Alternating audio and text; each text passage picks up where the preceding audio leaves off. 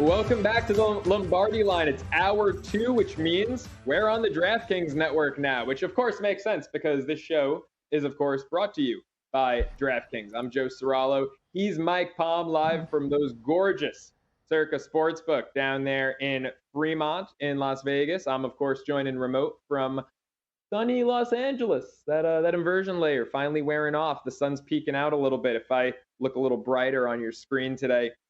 Mike, let's get to the Thunder Mavericks series because we kind of glossed over this one. Obviously, a lot of Knicks Pacers talk in that first hour, that big game 3 tonight.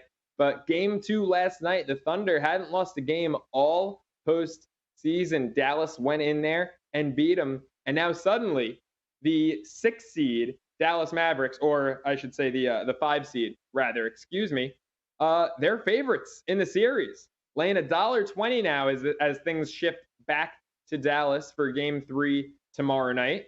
And what's your take on the Mavericks being favored here over an OKC team that just dropped their first game all postseason and, oh, by the way, is the 1 seed?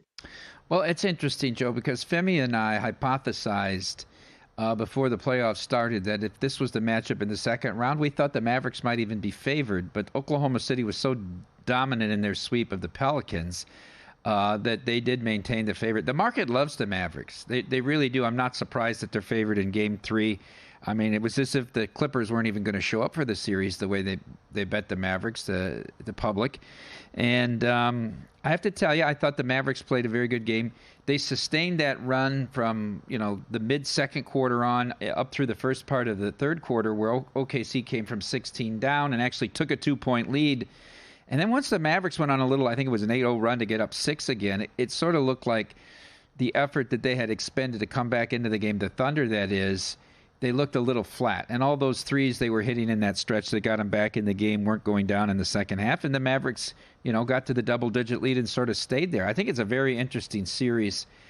I was tempted to make a small play on the Mavericks last night just because of Shaq, telling Nikola Jokic he shouldn't have won, that SGA should have been. It's like cursed, right? It's like cursing him. He's going to come out and say that in a very inappropriate time, I thought, and put all this pressure on SGA. But I think this series goes 7, Joe. I think there's not much between these two teams. And probably if I can find a market like over 6.5 games or over 5.5 games, it'd make me worth a look. Yeah, I like that market a lot, and I couldn't agree more. I don't know what Shaq was thinking. I mean, look, we all love Shaq from the entertainment value that he brings to that show, but sometimes the things that come out of his mouth, I mean, him and Charles, their little rant about New Yorkers the other night, sometimes the things they say, I'm like, wow, I guess when you are one of the greatest hoopers to ever lace them up, you really can say anything, because him and Charles sometimes they do say just about anything. I'm on the Thunder in this series, and I personally love that now they are the betting underdogs, that you can get them at even money to win the series. I think that they are the better team. I think that they're the more complete team. They are the deeper team. I had one ticket on last night's game because I didn't want to go and put money on Oklahoma City. I had them in game 1. I didn't love them to go up 2-0. Dallas is a tough team to beat back-to-back games, which is why I love where you're going with this series, that it could very well go 7. But SGA, it's really not like Shaq cursed him at all. He had a great game. It was just the supporting cast that didn't really fully show up. But I think when you look at these two teams as a whole, there's a better chance on a routine basis of Oklahoma City's supporting cast showing up than Dallas. I really think that Dallas is thin after Luka and Kyrie, and they caught a break winning a game where Kyrie essentially did nothing on the offensive end. That's a rarity for Dallas. Now they're going home, and one thing that actually jumps out to me is, and you can praise the Mavericks for this because they're consistent whether they're home or away, but they don't have a great home record compared to most other teams that are in the playoffs. 25-16 at home. Now, again, to their credit, they were also 25-16 on the road, so there's some consistency there. But I think Oklahoma City has much more of a home court advantage in this series, that if they could just go steal one, they were 24-17 themselves on the road this year. They can steal one in Dallas, which I think they absolutely will do. I think they're in good shape for the series. So I lean Thunder at even money. Like I said, it really just comes down to their depth. And I think the books want you to take Dallas. That's why they're making them favorites going home. It's still a fair price. If you go, oh, well, Dallas is, they've got potential to be the home team for 3 of the next 5 games, and I only have to lay $1.20. People love to bet them because they love to bet Luka, who, by the way, was my MVP pick for the season. I thought Doncic had a phenomenal year. It's just that after Luka, there is not a whole lot there, in my opinion. You've got him, Kyrie, and then I think Oklahoma City dominates, that next level of best players on the court after, the top 3, SGA, Luka, and Kyrie Irving. Then it's all Thunder after that. And I think that depth and also the youth, I mean, these guys can run the court for days. I think that's going to propel Oklahoma City in the series.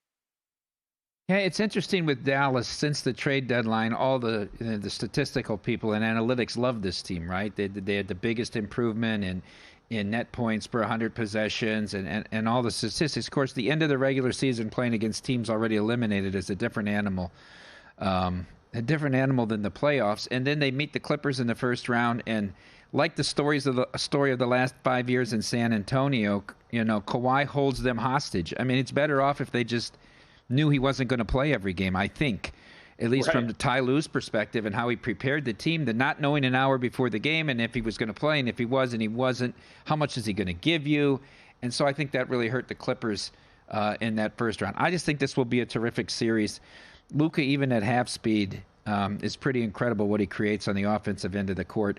I'm interested in, I didn't know the guy that's going to the coach of the year, Dagano. How I know if it was a hockey, it'd be Dano. But this kid's very interesting to me, so I'm going to want to follow him and watch his in-game adjustments because everybody's raved about the job he's done this year.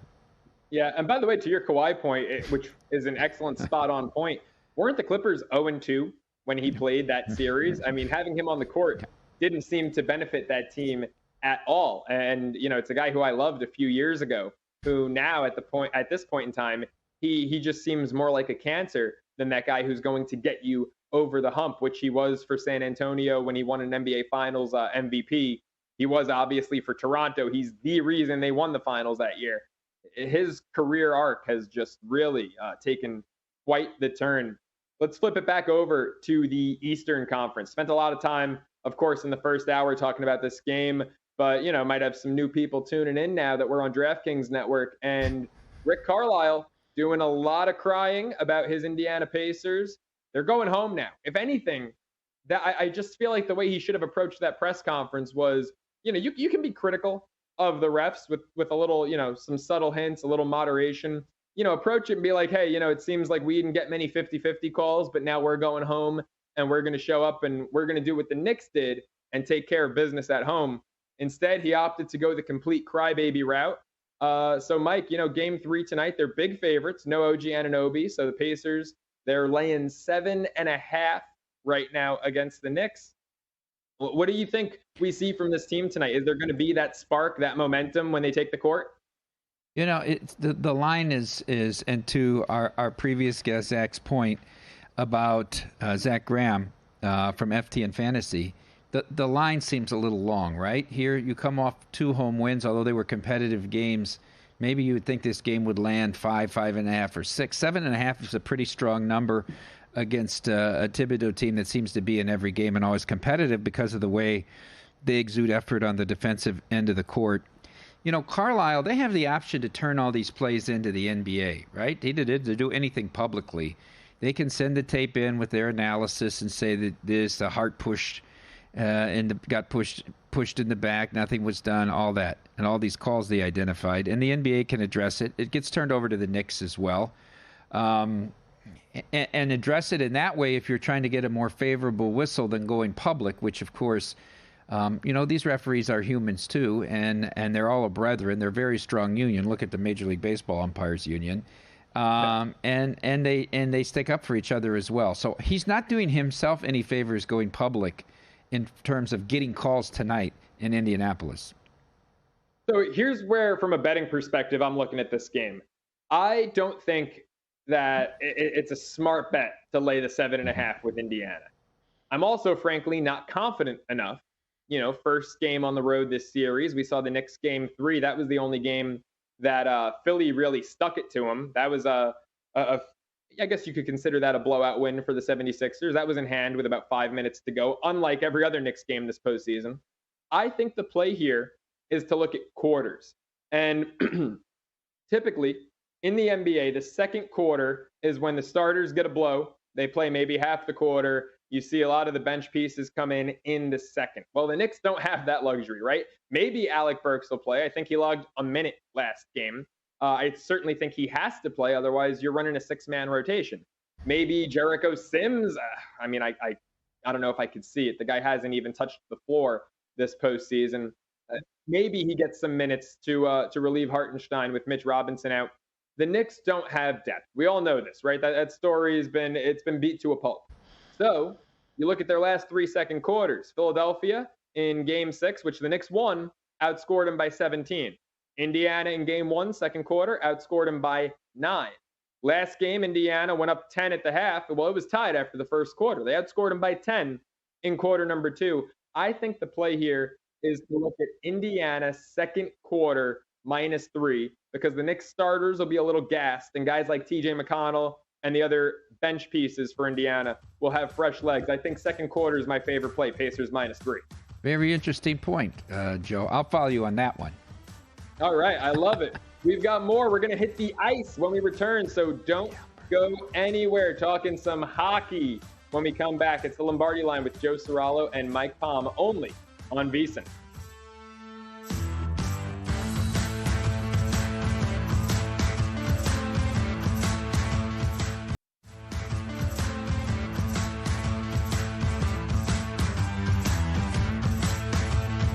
This is the Lombardi Line with Stormy Buonantony and Mike Palm on VSiN, the Sports Betting Network.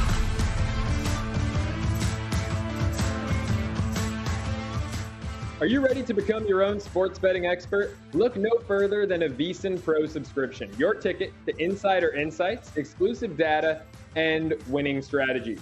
For a limited time only, we're offering our annual subscription at an unbeatable price. Normally priced at $240, you can now grab your subscription for just $199. Sign up today and we'll also give you an extra 2 months for free.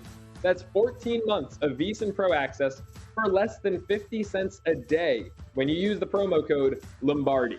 With VSiN Pro, you'll gain instant access to our daily best bets with a leaderboard to see who has the best win percentage and ROI, 19 hours of live programming, including expert breakdowns and in-game analysis, proven betting systems from professional handicappers, and our exclusive betting splits to show you where the money and bets are moving for every game. Just visit vsin.com/subscribe today to claim your 14 months of VSiN Pro for only $1.99 with promo code Lombardi. That's VSiN, VSIN.com/subscribe. And now we're going to hit the progressive guest line for our guy, host and director of Leafs Morning Take on the Nation Network, Nick Alberga. Nick, how you doing today?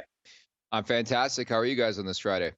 Good morning, Nick. You know, I know the Leafs are life there, and when we're going through the stages of grief, funny things happen to us. But this campaign now for Claude Julien to be the next guy, are you kidding me with this?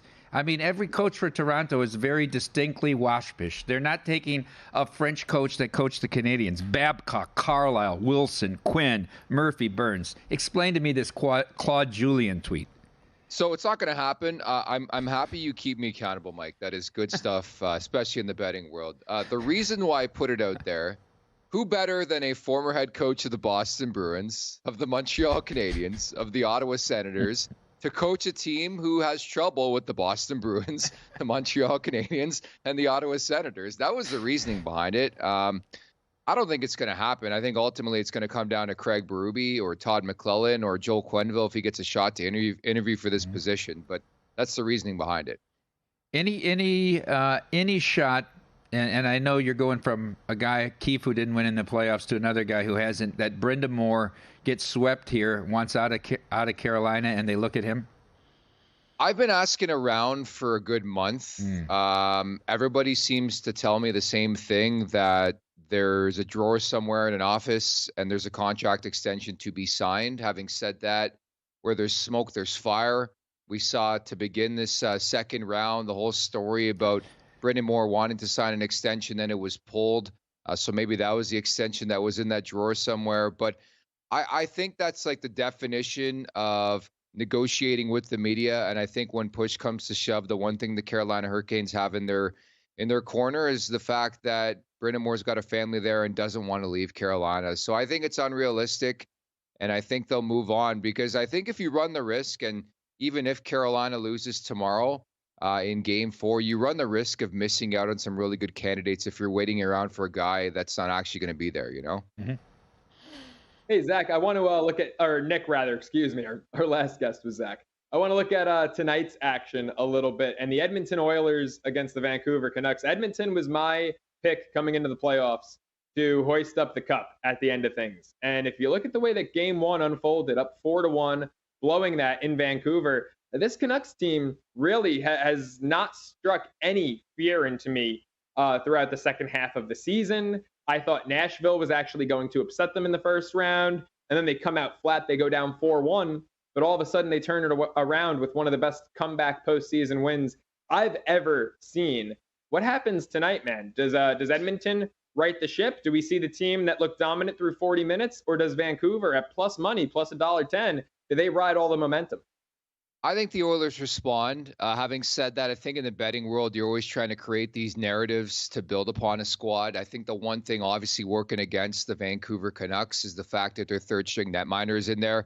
Doesn't sound like Thatcher Demko is anywhere close to returning for this team. And ultimately, I think that could be their downfall. Having said that, as you just referenced, I loved their fight, their compete level in Game 1.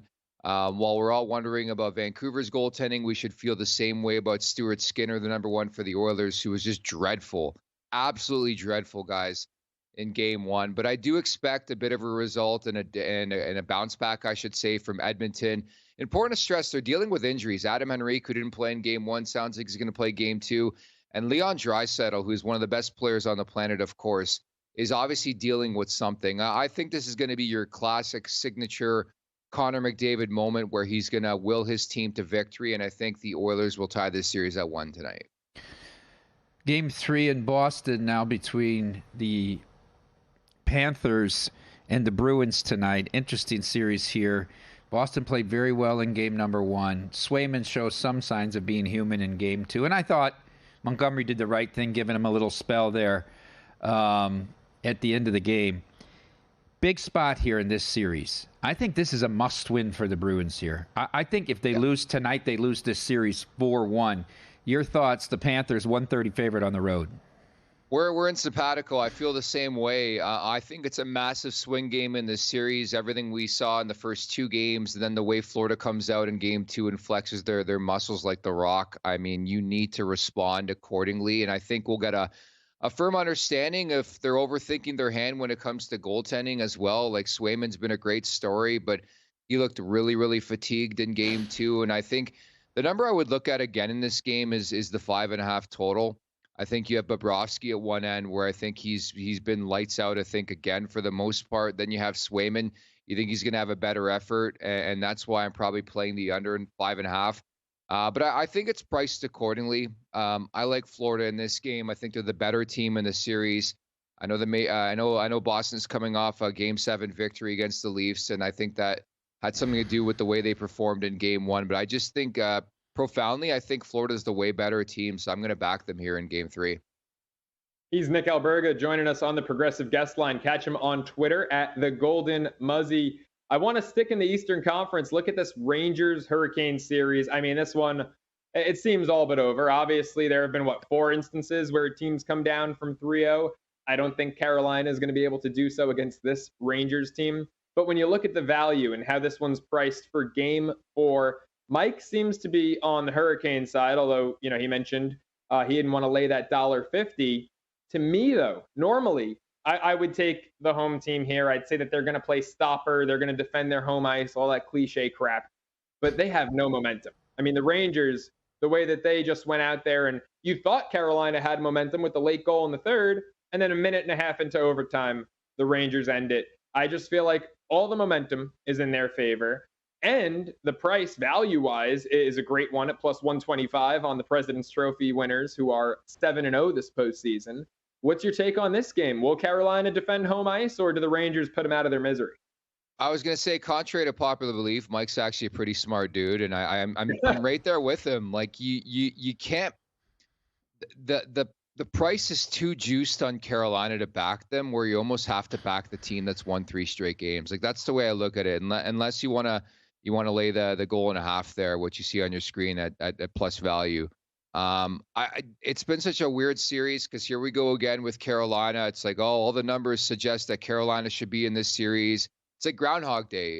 This time last year, Rod Brindamore, after they were swept, came out, the head coach, and said it didn't feel like a sweep. Well, surprise, surprise, it was a sweep. And you're looking at it again. And I just don't know how Carolina responds from the way everything transpired and went down in game 3 to lose that game on home ice, to lose in OT.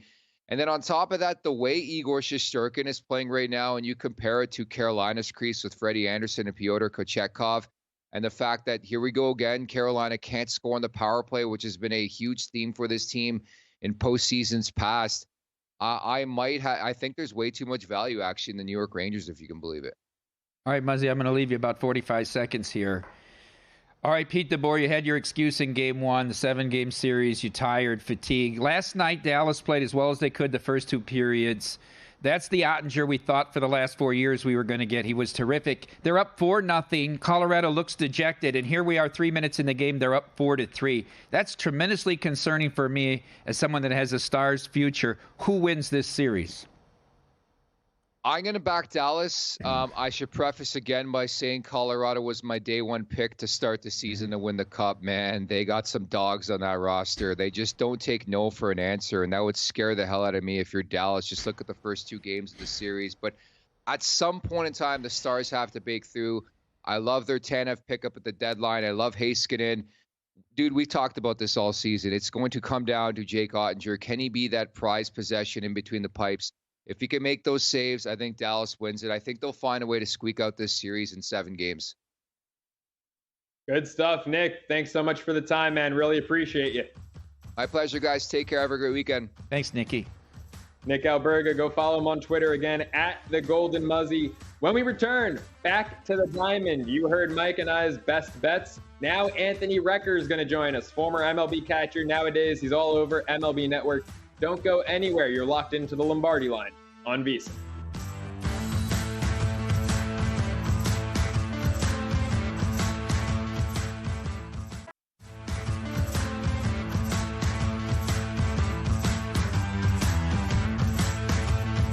This is the Lombardi Line with Stormy Buonantony and Mike Palm on VSiN, the Sports Betting Network.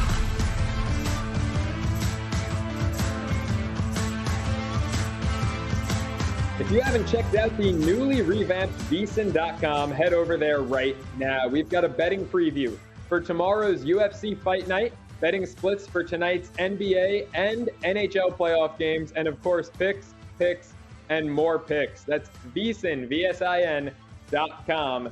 Get over there right now. We're going to head back to the Progressive Guest Line right here on the Lombardi Line. Joe Cirallo, of course, Mike Palm in the co-host chair.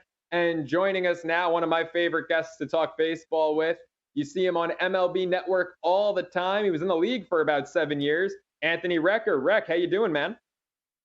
Good, Joe. Good to hear you. I'm sorry you can't see me today. I couldn't, quite make it in front of the computer. I know you really wanted to see my face, so I'm sorry for disappointing you.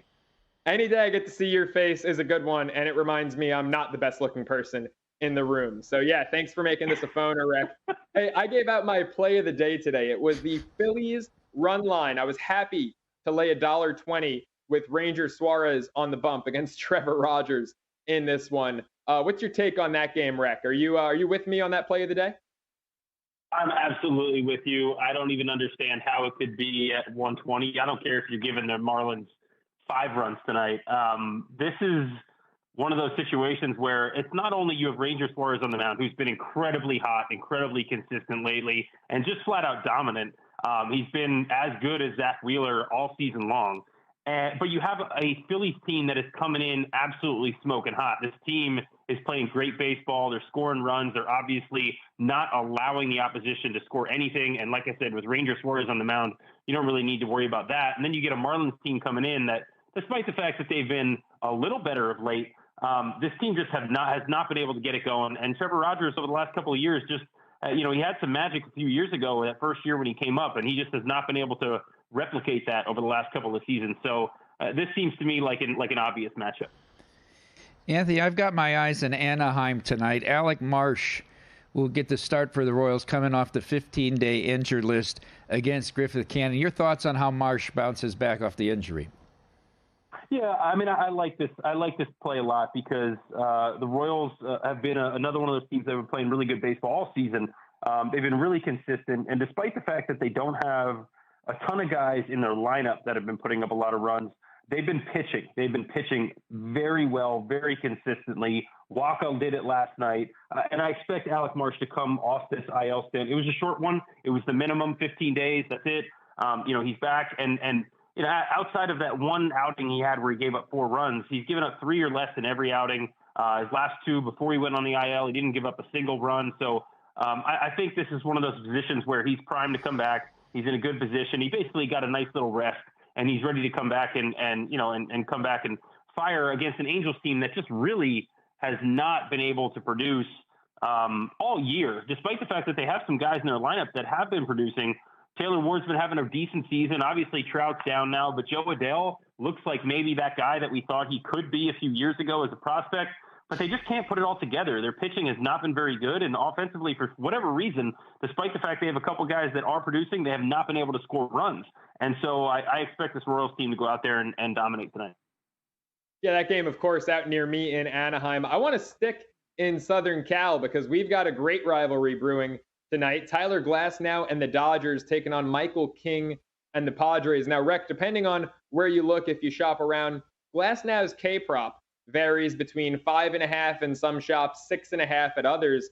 5.5 seems low. This Padres team, 5th best in terms of fewest Ks per game this year, but when they're at home, they rank just 20th in that department at about 8.5 Ks per game at Petco this season. What are your thoughts on Glasnow's K-prop, and then, of course, King and how he approaches this Dodgers lineup? Yeah, I mean, I love Glasnow on the K-prop tonight. That makes a lot of sense, especially if you can get it around 5.5. That seems just ludicrous to me. This is a guy who's capable of going out and putting up double-digit Ks on anyone in any given night. The fact that, the Padres have only seen him once. It was his first start of the year in Korea. I think that bodes well for him. I think he's got a really good opportunity to come in. And like you said, the Padres at Petco, not known as a hitter's ballpark. That's a great place to pitch. So as a hitter, you tend to try to do a little bit more. And if you're going to try to do that against Tyler Glasnow, you're going to be in big trouble all night with that high velocity fastball, the huge breaking ball. He's going to have a really good night, I think, against the San Diego team. So that seems like a great bet. And then I would say that, this Padre team with Michael King on the mound, the Dodgers have seen him twice now this year. That second time just coming a few weeks ago. The fact that he's facing them again already, they've put up a few runs on him already. They've hit him hard in both outings. I think that bodes well for this Dodgers offense. I see them scoring more runs again. Obviously, they've got a good game plan against him. He's one of those guys that relies on chase. He doesn't get a ton of swing and miss in the zone. He relies a lot on chase. This is a Dodgers lineup that doesn't chase much. They do a really good job at making you come into the zone. They'll take their walk, and obviously they have plenty of guys who are capable of putting the ball out of the ballpark and putting crooked numbers up on the board. Max Muncy has been hot of late. They can put up crooked numbers. I see them having a really good night as well. Rec, for Major League Baseball bettors, it's Patrick Corbin Day again, as the Nationals are at Fenway tonight. Poor Patrick has yet to win a game this year with the ERA over 6. And Tanner Houck, the Boston ace, counters for the Red Sox. ERA, although he's 3-3, ERA below 2. How do you look at this game? Yeah, Tanner's been awesome this year. Look, Patrick Corbin, unfortunately, just his career has taken a different turn since he signed that contract in Washington, and it's been one of those guys that as a hitter, there's a fight as a bat rack to try to get up there to hit off this guy. So, I expect them to be able to go out there. They have a really good offense, despite the fact that they haven't putting up as many runs as of late. They've got a nice offense. They can put the ball out of the ballpark. But Houck has just been incredible. He's been so consistent all year. It seems like every time he goes out there, 6 is the minimum he's giving you. He might give you 7 or 8, which is really surprising for a guy who's spent as much time in the bullpen as he has. But this team is pitching the ball, tremendously. So seems like a really good value bet to me to go Boston. Even run line at 1.5, I think would be a great idea.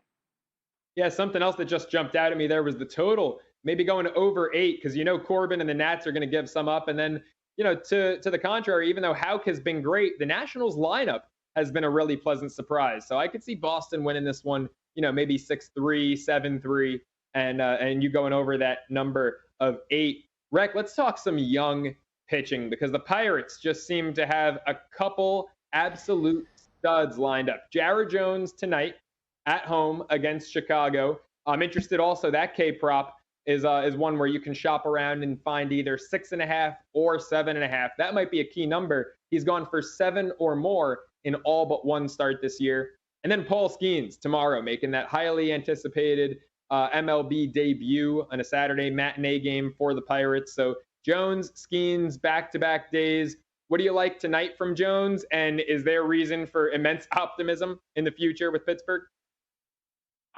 I really like Jared Jones tonight. Obviously this guy has been tremendous this early part of the season.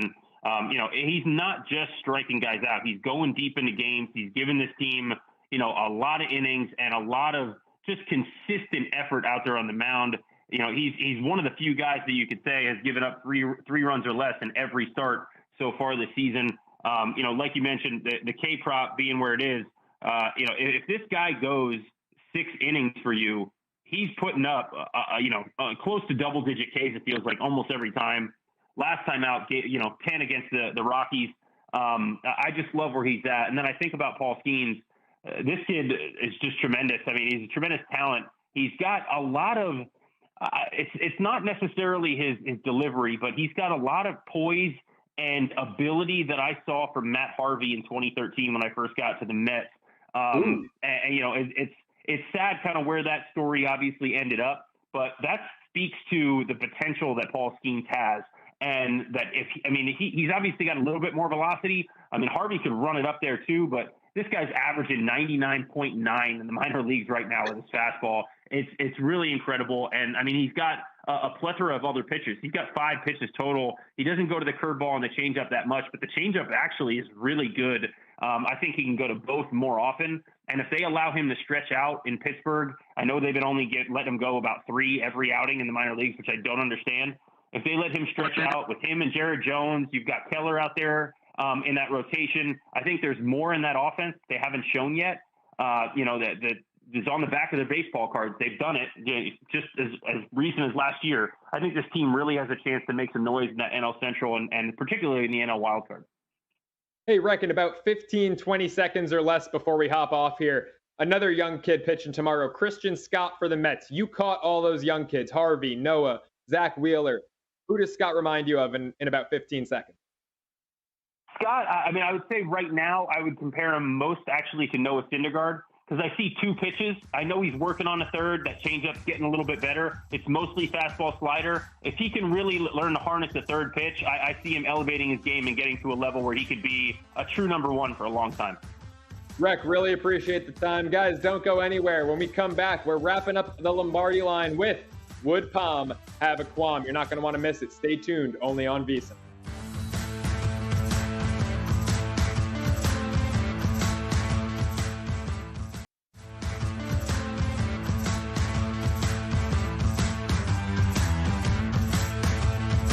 This is the Lombardi Line with Stormy Buonantony and Mike Palm on VSiN, the Sports Betting Network. The NBA playoffs are heating up, and so is the action at DraftKings Sportsbook, an official sports betting partner of the NBA. New customers bet $5, you'll get $150 in bonus bets instantly. So download the DraftKings Sportsbook app now and use the code VSiN. That's VSIN, only on DraftKings, where the crown is yours. Some bets just don't sit right with Mike Palm. You took all the money you made and bet it against the Harlem Globetrotters? Are you considering a bet that would make him sick? I'm going to throw up. Don't throw up. It's time to ask Mike, would Palm have a qualm? So let's ask him. Mike, would Palm have a qualm? Let's start with an MLB bet that actually contradicts my best bet of the day. I'm on the Phillies run line. Would you take the Marlins money line, getting $1.70? Well, I'm obligated to have big qualms here because this is you and Rec love this bet. So how could I go against it? Listen, I'm not betting against the Phillies unless Aaron Nola is starting. I think their rotation is terrific, but I'm an anti-Nola guy. I've been so for several years. Joe, if you score 3, if the Phillies score 3, Nola's going to give up 4, 5, 5 on Wednesday. I mean, if you score 1, he gives up 2. I just can't win with this guy. I stay away from him. Suarez, no false notes all year. This guy's incredible, what he's done. I mean, he came up, and I would always say he's going to give you 5, he's going to give up 2 or 3 runs. That you could very consistent. Now he's giving you 6, and he gives up 0 or 1. I'm with you guys. I'm on the Phillies today. Big qualms with any Marlins plays. I love it. And just quickly to your point on Suarez, look at his last start. You might look at the box score and be like, well, he went 6, but he gave up 3. That's, a 4.5 ERA. It was pouring rain. I don't know how that game continued. And he had to watch his guys run around and around and around the bases. He was on the bench forever. They were up like 10-1 by the time he gave up those last couple runs. I love it, Mike. I'm with you. Gunnar Henderson to win the American League MVP, 5-1. Would Palm have a qualm? Yeah, qualm. I have too short. I think it's too short for him. I think, I always said Shohei shouldn't win because he was hitting 270. That's what Gunnar's is hitting right now. I think I'd rather take a look at guys that are a little longer here. I know the Astros haven't done well. I think, though, that over time they will get themselves back into the mix. I think Kyle Tucker's an interesting guy at 20-1. If I was going to take a short price, I'd rather take Witt than Gunnar Henderson right now. Tucker, an RBI machine. Yordan Alvarez, my preseason guy. But, if the Astros aren't in the playoff mix, if they're not even competitive, it might be tough to sell the voters on an Astro. Speaking of short odds, the Dodgers just plus 110 to be the number 1 overall seed. Would Palm have a qualm? I'm going to say no qualm. That doesn't necessarily mean I would make the bet. I came into the season with an anti-Dodgers edge here because I thought they were a team, Joe, of mismatched parts. Too many outfielders. Well, they moved bets to short. It's not the easiest transition. And then I thought to win 104 games, if you were going to bet their win total, you're going to have to get production out of Kershaw. We don't know. That's still an unknown. And that Buehler would need to be terrific coming back because I didn't think their starting pitching was deep enough. Buehler started the other night. I thought he wasn't terrific. He didn't have good command, even of the fastball, but it's his first start back. I've just been an anti-Buehler guy. So on top of the injury, that's why I didn't think that he could return to like Cy Young-like form. But then the Braves go out there last week and they just crush him, right? They just crushed him. Phillies are playing awful well right now. I think 110's a little too short because you got 2 competitors there. I'm going to say not a qualm, but not a bet I'm making right now. Yeah, I'm with you. I think the Dodgers are a tad bit overrated. The value on Atlanta, not tremendous, but I think Atlanta is better. I think that lineup strikes more fear into the hearts of opposing pitchers. And then you got Philly, who I believe the Phillies right now do have the best record in the National League. So if you think that they can sustain this success at 5-1, that's certainly the value play. Mike, it's been almost 2 hours. We haven't touched on any football. Let's do it. The number 1 overall draft pick, because who doesn't like to talk about drafts that are 50 weeks away? Shedeur Sanders plus 350 to go number 1. Would Palm have a qualm with that pick? We might both be done at VSiN, but anyhow, here plus 350. I think the intangible thing is what's going to hurt him, and this whole Colorado model and what he and his dad are doing. There's going to be too much detraction there. I'm not taking him as a short price as the favorite. I'd rather wait and let the season develop before I would take this short of a price. But all this attacking everybody that leaves Colorado, anything they say, is really concerning to me if I'm an executive in the NFL. Yeah, I could not agree with you anymore. Look, I want to love Shedeur Sanders. I wanted this Deion Shedeur Colorado experiment to work out, and it looked early on in the year promising, and then they go 1-8 in conference play. You can't go 1-8 in conference play and then get on Twitter behind your keyboard or your iPhone and start bashing your former teammates. I mean, the kid who he went after is playing at Austin Peay now. Don't you have better things to do than bash a slot receiver at Austin Peay? That just shows tremendous immaturity. And by the way, I know that graphic came and went, but if you want to look value, and I wouldn't say to bet it because I don't like betting things 50 weeks away. But if you want to talk about value, Cam Ward, Washington State, now at Miami, was at Incarnate Word before Washington State, 22-1. I think he might be the best quarterback in the country this year. And if that translates to him going number one, just something to keep an eye on. Speaking of quarterbacks, J.J. McCarthy to start week one for the Vikings is plus 120. Sam Darnold, the favorite, minus 160. When it comes to McCarthy, starting at plus 120, would Palm have a qualm with that? Just to go back to the Cam Ward comment, go back and watch his game at the Rose Bowl against UCLA. I was riding Washington State early in the year, cashing all those tickets, and then that game happened against UCLA, who had a very good defense, so by the way. You know, I don't have a qualm with this bet because I think there's a decent chance that McCarthy does start. They picked this guy. They moved up. This is the quarterback Minnesota wanted, and it's because he's polished. It's because he's already accomplished. It's because he was already mature, not turning the ball over, good on third down. Yeah, he had a great offensive line and running game at Michigan and a great head coach. But I think they picked a guy that was very ready to come into the league, and I don't think that necessarily that Darnold holds enough stature, like the next question we're going to get to, where you have to start him because you can't go back from him if you don't start him. Yeah, I mean, Darnold, you're 100% right, doesn't hold that stature. It's not like Gardner Minshew is there, in which case I'd say he's the clear week one guy. But McCarthy, what scares me is he's very young. I mean, he's just, isn't he 21 years old? And you're going to have to throw more than 13 passes in an NFL game. So he might be a week 4, week 5 guy. But let's look at the Pittsburgh Steelers.